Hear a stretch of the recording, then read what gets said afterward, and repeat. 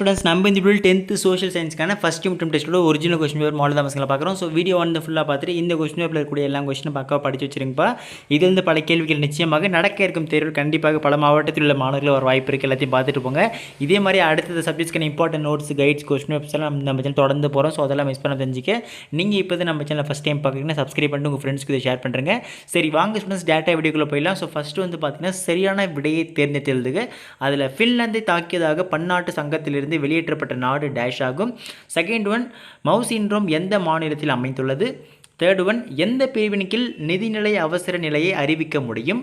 Fourth one, இந்தியாவில் பிறப்பின் போது எதிர்பார்க்கப்பட்ட ஆயுட்காலம் டேஷ் ஆண்டுகளாகும்.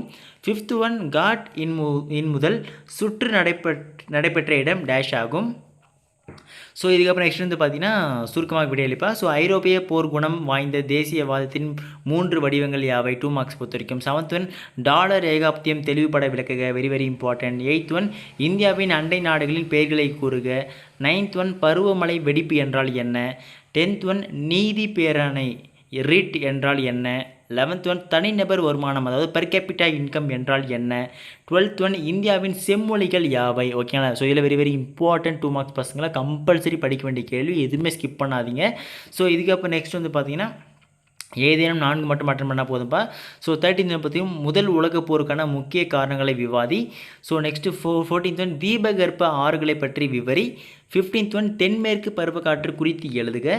16th ஒன், இந்திய அரசியலமைப்பின் சிறப்பு கூறுகளை கூறுக. ஸோ நெக்ஸ்ட் வந்து பார்த்தீங்கன்னா ஜிடிபியை கணக்கிடும் முறைகள் யாவை? விவரி. 18th ஒன், பல்நோக்கு திட்டம் என்றால் என்ன? ஏதேனும் 2 பல்நோக்கு திட்டங்களை பற்றி எழுதுக கொடுத்துருக்காங்க. சரிங்களா? ஸோ இதெல்லாம் பாருங்கப்பா. ஸோ இதுக்கப்புறம் நெக்ஸ்ட் வந்து டைம் லைன் சார்ட்டை பொறுத்த வரைக்கும் 1900 940 இடைப்பட்ட காலத்திற்கு காலக்கோடு வரைந்து 5 உலக நிகழ்வுகளை எழுதுகன்னு கொடுத்துருக்காங்க. ஸோ இதையும் படிச்சுட்டு போங்க. ஸோ இதுக்கப்புறம் நெக்ஸ்ட் வந்து பார்த்தீங்கன்னா மேப்பை தான் பார்க்க போகிறோம். அதுக்கு முன்னாடி நம்ம பசங்க ஒரு முக்கியமான விஷயத்தை மட்டும் தெளிவாக சொல்லிட்டு போயிடுறேன். என்னென்னா, அதாவது ப்ரோ நடக்க போகிற எக்ஸாமுக்கு இந்த ஒரு கொஸ்டின் பேப்பர் மட்டும் படித்தா போதுமா, இது அப்படியே வருமா அப்படின்னு கேட்பீங்க. தெளிவாக சொல்லிடுறேன். உங்களுக்கு தெரியும் ஒவ்வொரு மாவட்டத்திற்கும் மாவட்ட வாரியாக வேறு கொஸ்டின் பேப்பர் தான் பார்த்தீங்கன்னா வரும். சரிங்களா? ஸோ ஒரு சில கொஸ்டின் பேப்பர் மட்டும் தான் பார்த்தீங்கன்னா காமனாக 4-5 மாவட்டத்துக்கு வரும். ஸோ அந்த மாதிரி இந்த கொஸ்டின் பேப்பரும் ஒரு 4 5 மாவட்டத்துக்கு வர வாய்ப்பு இருக்கிறது. மற்ற மாவட்டத்தில் உள்ள மாணவர்களை பொறுத்தவரை அது இதிலிருந்து ஒரு சில கேள்விகள் முதல் பல கேள்விகள் வர வாய்ப்பு இருக்குது. ஸோ அதனால் இந்த ஒரு கொஸ்டின் பேப்பரை ஃபுல்லாக ஒரு இம்பார்ட்டன்ட் கொஸ்டின் பேப்பரை வச்சுட்டு எல்லாத்தையும் படிச்சுட்டு போயிருங்க. சரிங்களா? ஸோ இப்போ மேப்பை பொறுத்த வரைக்கும் இத்தாலி, ஃப்ரான்ஸு, செர்பியா, இங்கிலாந்து, துருக்கி. ஓகேங்களா?